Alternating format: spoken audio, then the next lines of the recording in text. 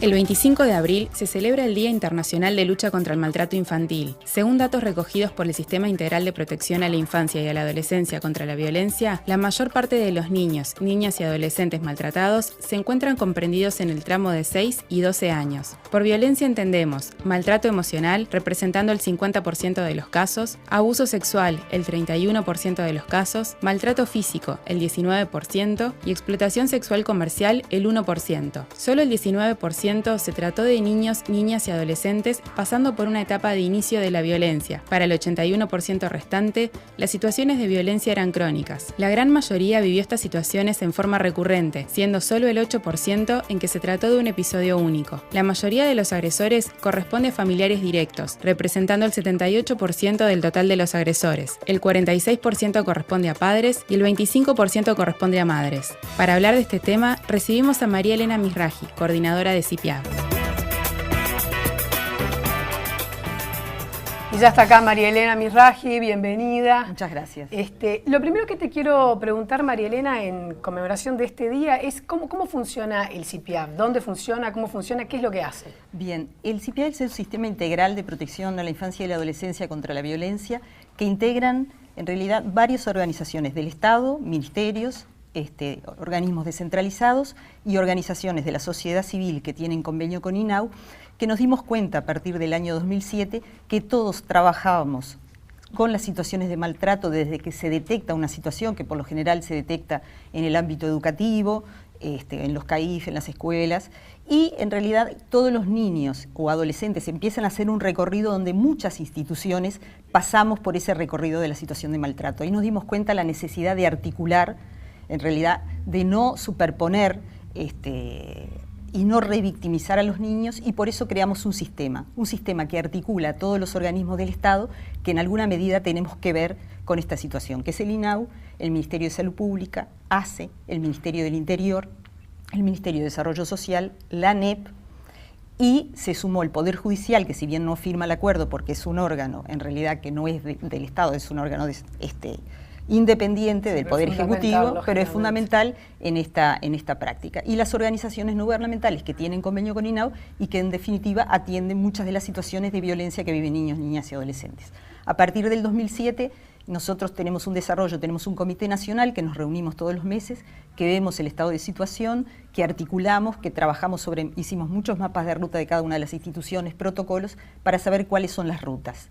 Y después, a mí me parece que es una de las cosas que hoy presentamos en el Día Mundial, que es el desarrollo, sobre todo en cada uno de los departamentos del interior del país, con lo que nosotros llamamos Comité de Recepción Local. ¿En todos los departamentos? En todos los departamentos, en casi todos tenemos conformados Comité de Recepción Local, donde los técnicos de estas instituciones que te dije se reúnen una vez cada 15 días, una vez por mes, a tratar las situaciones, en realidad, que reciben de cada uno de los departamentos, claro. Porque no es solamente Montevideo, sino que en todos los lugares del interior nosotros tenemos situaciones de maltrato y una prevalencia alta de maltrato infantil en Uruguay.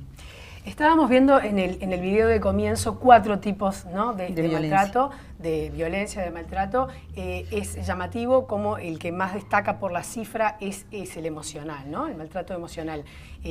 ¿Por qué se da eso y a qué le denominamos en realidad maltrato emocional? Lo pregunto porque es como el más capcioso de entender, ¿no? Un grito, claro. Maltrato. Y en realidad nosotros, claro, tiene un valor estadístico porque nosotros repartimos en tipologías de maltrato que como cosa fundamental las definiciones nosotros las sacamos de la Ley de Violencia Doméstica, para saber que todos hablamos de lo mismo cuando hablamos de maltrato físico o de abuso sexual o maltrato emocional. En realidad el maltrato emocional atraviesa todas las formas de maltrato.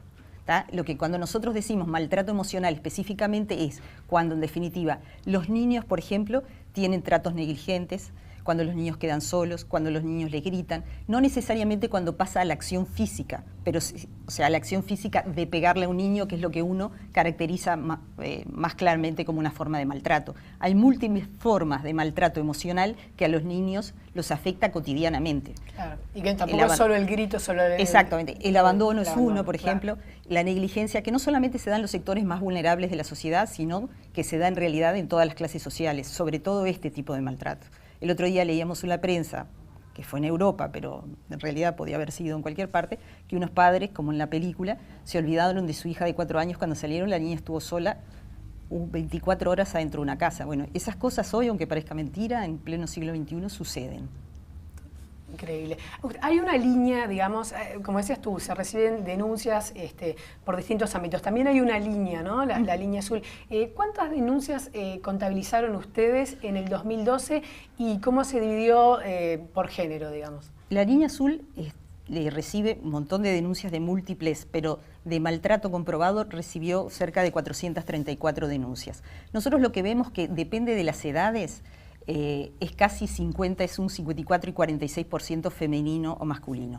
Nosotros lo que vemos es que porcentualmente en la medida que va avanzando las edades pasa a ser el sexo femenino en alguna medida el que pasa a tener preponderancia y el sexo masculino en realidad desciende el nivel de maltrato. Claro, más vulnerable. Y en el caso de abuso sexual, obviamente que el sexo femenino es el que por lo menos es el más denunciado, porque también es cierto que en el caso de abuso sexual en el sexo masculino hay bastante más prejuicio y bastante más silencio social a poder denunciarlo. Totalmente. Otro de los datos que me llamó la atención es el tema de que son justamente los padres quienes más maltratan a sus hijos, ¿no? Un poco lo que hablábamos hoy. Generalmente en la prensa sale pareja de la madre, no. Es los padres en un porcentaje altísimo el que maltratan a sus hijos y más los padres que las madres. Exacto, sí. ¿Por qué crees que se da eso? ¿Es cultural? Es totalmente. Yo creo que es un tema cultural, que es un tema de disciplinamiento, de creer que el maltrato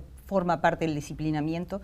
Y yo siempre digo que, en definitiva, cuando uno tiene que poner límites, porque nosotros no hablamos, cuando hablamos de maltrato infantil, que no sea necesario ponerle límites a los niños, es necesario ponerle límites, es más, los niños y los adolescentes necesitan límites, es una forma de quererlos, pero bueno, cuando los padres no estamos mucho en la casa, cuando en definitiva poner un límite implica explicar y implica estar, el no siempre es más difícil que el sí, cuando las cosas se nos van de las manos, entonces muchas veces pasamos a la acción física, a la actuación. Y ahí es donde, en definitiva, los padres terminan castigando a los niños muchas veces. Los padres estresados también. Y aparte, por lo general, nosotros siempre definimos el maltrato como un abuso de poder, ¿no? De los adultos hacia los niños, de los hombres hacia las mujeres, porque esta sociedad, en definitiva, se basa en relaciones de poder.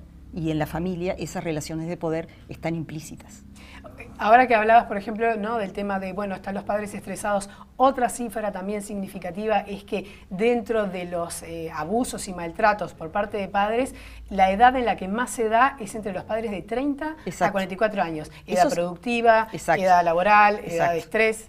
Eso se repite. Nosotros venimos teniendo, en este país nosotros no teníamos datos. Desde el 2007 nosotros empezamos a elaborar estos datos, por eso a veces siempre nos preguntan, ¿aumentó o no el fenómeno de la violencia? Y nosotros podemos decir, bueno, lo podemos medir desde el 2007 a la fecha, porque antes no teníamos con qué comparar. Y es cierto que la edad donde más se centra es en esa edad, que es la edad, aparte en definitiva, donde también, de acuerdo a lo que es la sociedad uruguaya, la gente se hace padres, porque por lo general nosotros tenemos bastante tardío, en realidad, el inicio de la maternidad y de la paternidad. Entonces, ¿cómo lo podríamos leer, digamos, más allá del tema del estrés laboral? Es en el aprendizaje a ser padres que uno... Claro, pero también es cierto que, en definitiva, uno piensa que los hijos son su propiedad, hablamos como de la propiedad privada, y con ellos hacemos lo que queremos. A mí uno de los temas que también me interesaba remarcar con estos niveles de prevalencia de maltrato que tiene Uruguay es que muchas veces los adultos nos quejamos ante las reacciones, tanto de los niños como de los adolescentes, con lo que hacen para el afuera, cuando hablamos de la violencia. Y nosotros nunca vemos cuál es la violencia que sufren esos niños en el adentro.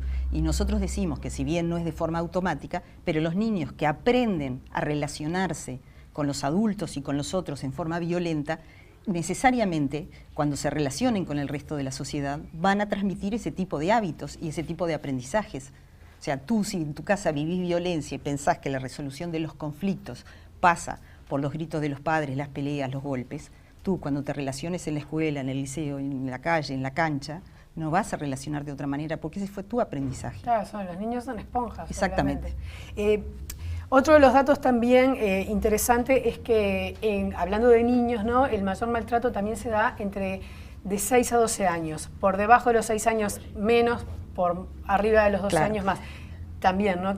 Nosotros en eso tenemos claro una cosa. Primero, que nosotros estamos hablando de un universo de las situaciones de violencia que nosotros captamos, ¿verdad? No es todo el universo de violencia que está en Uruguay. Desgraciadamente nosotros todavía hay áreas del área rural donde nosotros no podemos tener información de acuerdo a problemas que tenemos y que debemos superar, que es tener una información global de todo el país. Y siempre nos da que entre la edad de 6 y 12 años es donde nosotros tenemos mayor captación. Pero eso tiene que ver, como cosa fundamental, por el nivel de institucionalidad que tienen los niños, porque esos niños por lo general van a las escuelas, van a centros, a los clubes de niños de INAH, o sea, van a lugares donde en definitiva son mirados por otros adultos, y entonces ahí es donde surge, en realidad, por eso decimos que la escuela es el ámbito privilegiado, entre otras cosas, para la protección de estos niños, y por eso existen mapas de ruta de enseñanza primaria, que fue el primero que se hizo, porque sabemos que en la enseñanza es la caja de resonancia donde se pueden ver las situaciones de maltrato. En el caso de adolescentes, nosotros creemos que tenemos un debe, que tiene que ver también con la institucionalidad y cómo nosotros, en el año 2011, se hizo el protocolo de violencia doméstica para enseñanza media, porque es una edad que nos interesa mucho, porque sabemos que es una edad donde también existe mucho abuso sexual femenino y donde nosotros no siempre tenemos los instrumentos para captarlo. ¿Y cómo es en ese sentido el comportamiento de los adolescentes? ¿Acaso no son más de decir, de querer denunciar, No o más bien hay una prevalencia de, no necesariamente. de ocultarlo? No necesariamente. En realidad, el relato o develar las situaciones de maltrato se tiene que hacer a través de una relación de mucha confianza. Y aparte, uno de los temas que todavía igual lo hemos trabajado, pero en definitiva no logramos las excelencias que tienen que ver con todo el proceso que se inicia cuando el proceso judicial, con el tema de, una vez que uno denuncia una situación de maltrato, una situación de abuso sexual, ¿a qué se expone? Y también no nos olvidemos que nosotros hoy estamos hablando de violencia intrafamiliar y en realidad los secretos familiares son muy fuertes y pesan sobre los niños y adolescentes en la hora de develar esa situación, porque saben, en definitiva, si uno acusa a un papá, que ese papá puede ser, obviamente, castigado porque es un delito en este país, ni hablar en todos los países del mundo, pero y aparte nosotros es un delito de una violación total a los derechos humanos, el castigo físico y el abuso sexual. O sea que eso también en realidad hace que cueste que eso se devele. O sea, cuando nosotros logramos hoy estos datos, no quiere decir que sean todos los abusos sexuales que hay ni todos los maltratos. Es solamente a los que nosotros pudimos llegar y pudimos dar atención, que eso también es importante. Nosotros estas cifras son de chicos, chicas y adolescentes que nosotros captamos y que en alguna medida le pudimos dar respuesta. Debe haber un universo bastante más grande que todavía no llegaron, al cual no le hemos podido dar respuesta y necesitamos dársela. Claro, yo un poco hoy lo rozaste, ¿no? Cuando hablabas del interior y del medio rural, ¿no? ¿Qué pasa, ¿no? De puertas para adentro del medio rural, donde hay unas relaciones de patrón, empleados que trabajan, lo hemos denunciado en este programa también, de manera casi como esclavos, los hijos menores de ellos, la soledad, ¿qué pasa ahí, ¿no? En realidad nosotros ahí tenemos lo que son los servicios universales, ¿no? Que es los servicios de salud, que en realidad en este momento también la salud, con respecto al tema de género y generación y respecto al tema de violencia, tiene una normativa que antes no tenía. O sea que en cualquier policlínica de salud la gente sabe qué es lo que tiene que hacer si llega a una situación de violencia, de maltrato. Y también tenemos obviamente los centros educativos, que esos son políticas universales que tiene el país y donde en definitiva, cuando se sucede una situación, bueno, ahí se puede acudir.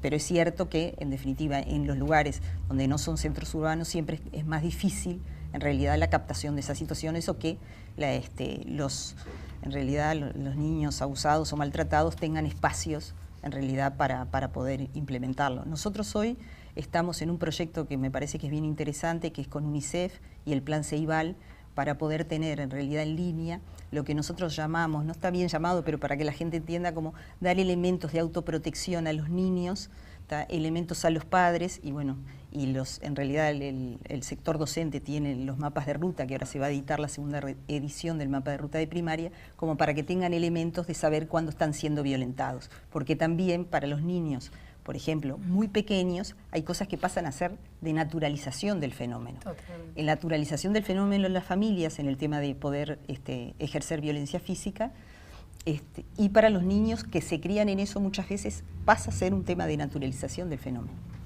María Elena, muchas gracias. A las 11 de la mañana entonces. Hoy en el Palacio Legislativo, en la Sala Acuña de Figueroa, presentamos los datos y bueno, y van las autoridades a renovar el compromiso con un tema que para el país, en un país donde los niños y adolescentes son pocos, nosotros debemos protegerlos. Muchas gracias, María Elena Mizrahi. Me despido con este video de UNICEF.